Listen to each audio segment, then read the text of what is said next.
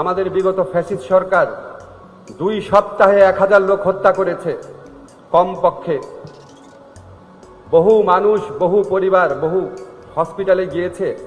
কারা মারা গেছে নাম বলে নাই, কারণ ফার্দার একটা হয়রানি হবে। আপনারা সবাই জানেন এই বাংলাদেশে বাস করেন, এই দেশে কি ঘটেছে।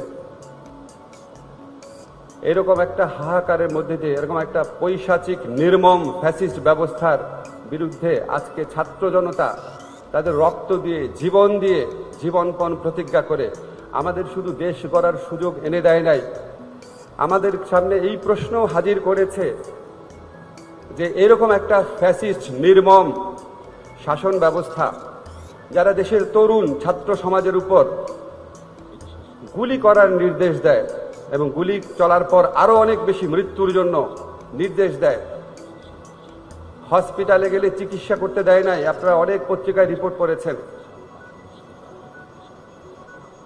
যাকে হত্যা করা হয় তার পরিবারের লোককে উল্টা মামলা দিয়েছে।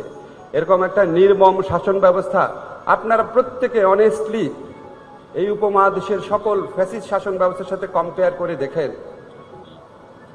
আমাদের মধ্যে তাই এই প্রশ্নও এই ছাত্র জনতার বিপ্লবের মধ্যে উত্থিত হয়েছে, এই ফ্যাসিস্ট ব্যবস্থা তৈরিতে আমাদের কি রোল ছিল? আমরা কি এই অন্যায়ের বিরুদ্ধে ভূমিকা পালন করেছিলাম? আমরা বলতে আমরা বিশ্ববিদ্যালয়ের শিক্ষক, সাংবাদিক, সাহিত্যিক, বিচারক, সরকারি প্রশাসনে যারা লোক আছে, আমরা কি আমাদের দায়িত্ব পালন করেছিলাম?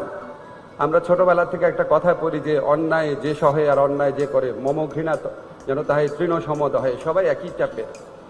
আমরা কি আসলে করেছিলাম? আমি এই প্রশ্নটা আপনাদের সবার কাছে রেখে গেলাম, আমার কাছেও রাখি।